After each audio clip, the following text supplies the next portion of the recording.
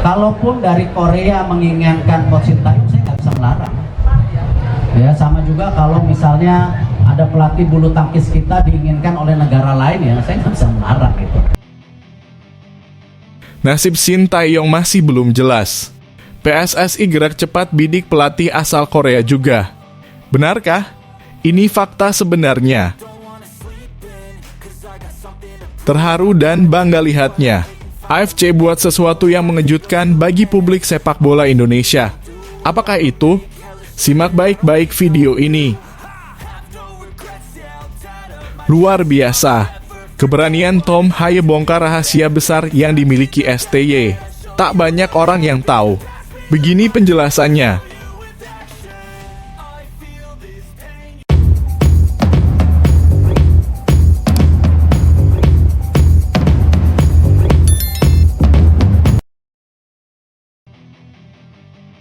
Ketidakjelasan nasib Sintayong saat ini membuat pecinta bola Indonesia, khususnya fans timnas, akhir-akhir ini dibuat galau sedih berhari-hari. Bagaimana tidak? Kurang dari hitungan hari lagi kontrak STY sudah habis. Sampai detik ini STY juga belum merespon surat tanda tangan perjanjian kontrak yang disodorkan PSSI beberapa waktu lalu. Seluruh fans timnas dimanapun berada mulai sekarang harus mempersiapkan mental dan hatinya agar bisa ikhlas apabila nanti STY ternyata tidak mau memperpanjang kontraknya. PSSI juga mulai dari sekarang harus segera mencari-cari pelatih hebat yang setara dengan STY. Karena jangan sampai timnas Indonesia ini ketika ditinggalkan STY mengulang setelan pabrik mulai dari nol lagi. Menurut pandangan admin sebagai fans timnas sejati, cocok rasanya apabila mantan pelatih Vietnam yaitu Park Hang-seo menjadi pengganti STY. Secara Park Hang-seo ini juga orang Korea dan pasti filosofi sepak bolanya nggak jauh beda dengan STY. Selain itu pengalaman dan jam terbangnya sebagai pelatih sudah tidak diragukan lagi.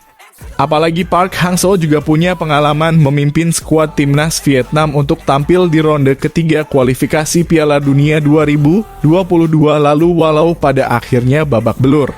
Semoga saja dalam masalah ini Pak Erick Thohir bisa bijak di dalam memilih pengganti Sintayong. Apabila benar terjadi Sintayong tak mau perpanjang kontrak, maka mohon Pak Erick Thohir segera lakukan telepon atau komunikasi langsung dengan Park Hang-seo agar mau melatih timnas Indonesia. Kalau bisa diiming-imingi gaji yang sangat besar agar Park Hang-seo semangat melatih timnas dan timnas Indonesia bisa masuk Piala Dunia 2026. Amin. Selain Park Hang-seo, ada 3 kandidat lain yang cocok untuk menggantikan STY. Siapakah dia? Simak baik-baik video ini. Sintayong kembali dibidik sebagai pelatih timnas Korea Selatan. Andai itu terjadi, 3 sosok pelatih ini layak dipertimbangkan PSSI untuk melatih timnas Indonesia.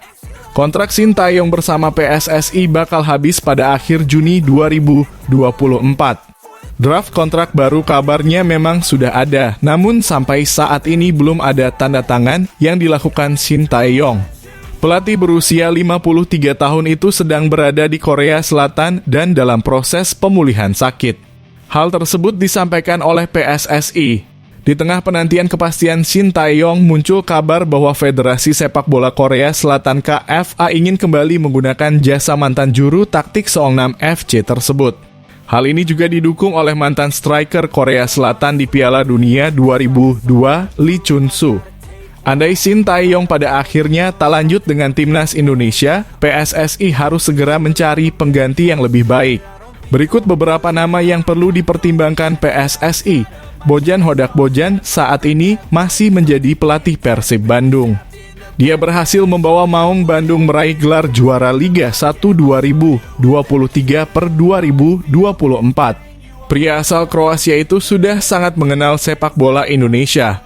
Sebelum menukangi Persib, Bojan pernah membesut PSM Makassar pada 2020. Bernardo Tavares nama lain yang bisa menjadi pertimbangan adalah Bernardo Tavares. Saat ini pelatih asal Portugal itu masih membesut PSM Makassar. Tavares punya catatan sukses saat melatih PSM dengan meraih gelar juara Liga 1 2022 per 2023. Mantan pelatih tim muda Benfica itu juga dinobatkan yang terbaik pada Liga 1 musim tersebut. Thomas Doll baru saja meninggalkan Persija Jakarta yang dilatih sejak 2022. Doll kini belum punya klub dan sudah kembali ke Jerman. Tidak ada trofi yang dipersembahkan Doll untuk Persija dengan pencapaian terbaiknya menjadi runner-up musim 2022/2023. Namun Doll merupakan sosok pelatih yang berani menggunakan pemain-pemain muda di Persija.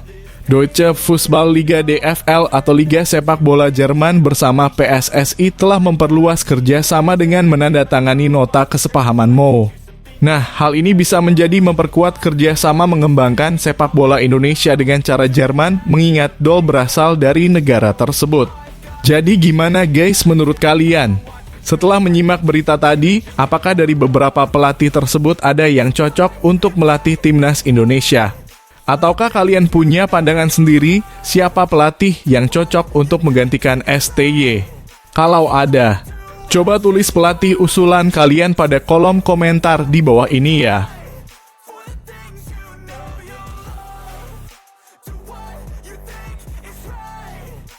Terharu dan bangga lihatnya. AFC buat sesuatu yang mengejutkan bagi publik sepak bola Indonesia. Apakah itu? Simak baik-baik video ini. Konfederasi Sepak Bola Asia AFC melalui unggahannya memuji pencapaian bersejarah 3 tim yang untuk kali pertama menembus babak ketiga kualifikasi Piala Dunia 2026. Hal itu diketahui dari unggahan AFC di akun media sosial Instagram Senin 24 Juni malam waktu Indonesia Barat. 3 negara yang mencetak sejarah itu adalah Indonesia, Palestina, dan Kirgistan. Sebuah pencapaian bersejarah bagi negara-negara ini saat mereka mencapai putaran final ASEAN Qualifiers untuk pertama kalinya. Tulis AFC di unggahan tersebut sembari menyertakan foto pemain dengan timnas Indonesia diwakili Pratama Arhan. Timnas Indonesia lolos untuk kali pertama dengan format kualifikasi Piala Dunia 2026 seperti ini untuk pertama kalinya. Kepastian itu didapat setelah finish sebagai runner-up grup F di bawah Irak pada putaran kedua kualifikasi Piala Dunia 2026. Tim Merah Putih lolos bersama 17 tim lain ke putaran ketiga. Dengan lolos ke babak ini, timnas Indonesia tinggal selangkah lagi menuju Piala Dunia 2026 walau rintangannya akan sangat berat. Tim asuhan Shin Tae-yong berpotensi satu grup dengan tim-tim papan atas Asia macam Jepang, Korea Selatan, Iran, Arab Saudi, Australia, hingga Qatar. Di babak ketiga kualifikasi Piala Dunia 2026, 3 grup bakal berisi masing-masing 6 tim. 2 tim teratas dari 3 grup yang ada bakal lolos langsung ke Piala Dunia 2026. Sementara 2 tim yang berada di peringkat ketiga dan keempat bakal melanjutkan perjalanan ke babak keempat dan berjuang untuk merebut 3 tiket Piala Dunia 2026 tersisa.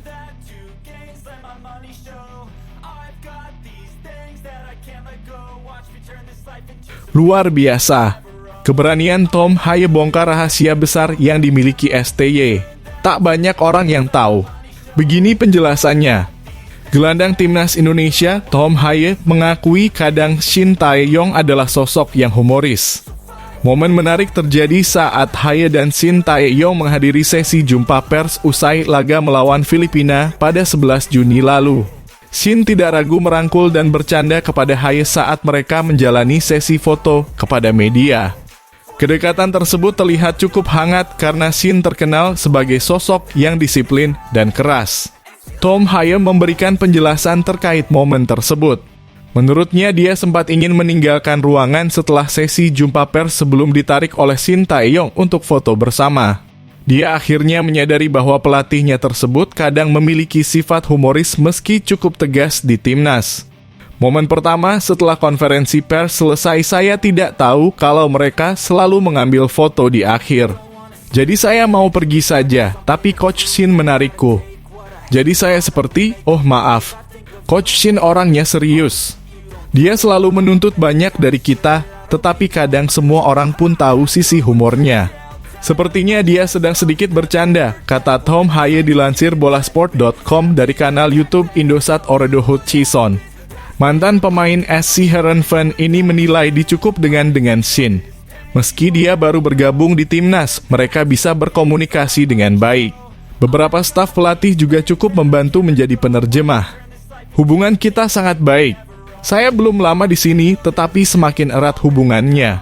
Kadang komunikasinya cukup sulit karena bahasa. Tetapi kita punya banyak orang dalam tim yang membantu, itu juga penerjemah coach, lanjutnya. Haya menilai kedekatan pelatih dan pemain membuat mereka berada di titik ini. Apalagi skuad Garuda memiliki tren positif dan sukses melaju ke putaran ketiga kualifikasi Piala Dunia 2026 zona Asia. Menurutku dan saya berbicara untuk semua yang ada di tim, hubungannya dengan kami sangat baik. Dan mungkin itu alasannya mengapa kita bisa tampil seperti kami sekarang, pungkasnya.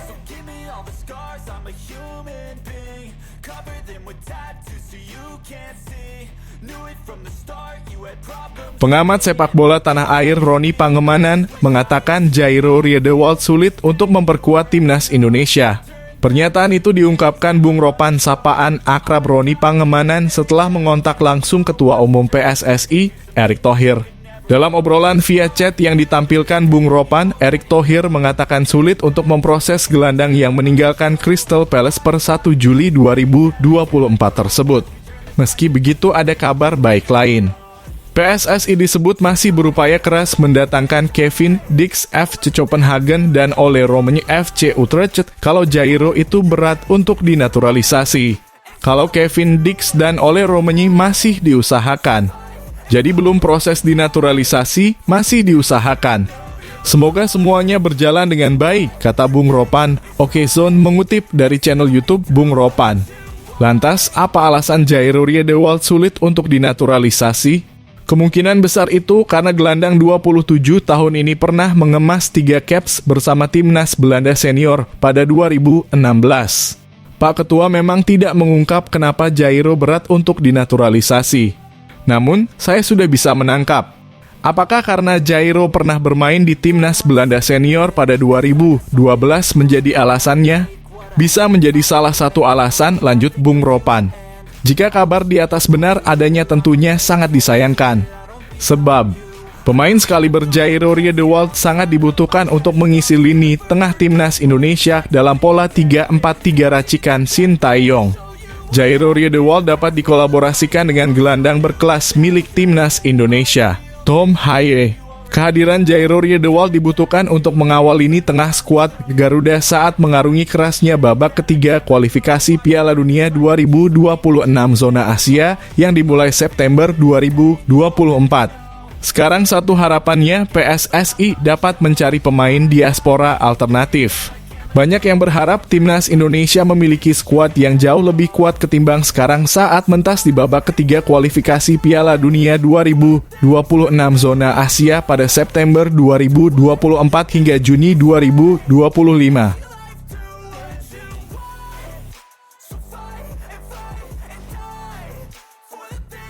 Akhirnya terungkap juga alasan mengapa proses naturalisasi kiper top Maarten Paes kini sangat sulit untuk diselesaikan. Maarten Paes sebenarnya sudah melakukan sumpah WNI di Jakarta pada Selasa 30 April 2024 lalu. Akan tetapi hingga saat ini Maarten Paes masih belum diizinkan untuk membela timnas Indonesia yang diarsiteki Coach Sintayong. Pihak PSSI sendiri juga telah mengakui bahwa sangat sulit melobi FIFA maupun CAS untuk mempercepat proses naturalisasi Maarten Paes. Perlu diketahui, Maarten Paes tidak memiliki darah asli Indonesia karena tidak ada keluarga yang asli dari tanah air dan tidak pernah tinggal di selama 5 tahun. Akan tetapi Maarten Paes tetap bisa dinaturalisasi karena ternyata neneknya adalah pendatang Eropa asli yang lahir dan dulu pernah tinggal di Indonesia. PSSI mengajukan kasus Maarten Paes ke Pengadilan Arbitrase Olahraga CAS dasarnya atau modalnya karena sang pemain sudah berstatus WNI. Lantas kenapa proses naturalisasi Maarten Paes terkesan berlarut-larut padahal sudah resmi menjadi warga negara Indonesia WNI? Salah satu pengamat sepak bola Indonesia, Bung Harpa mengungkapkan, pada bulan Juni 2024 tidak ada jadwal sidang di CAS untuk membahas Maarten Paes. Berdasarkan pernyataan Ketua Umum PSSI, Erick Thohir menyebut proses naturalisasi Maarten Paes masih terganjal karena harus ada beberapa dokumen yang wajib dilengkapi.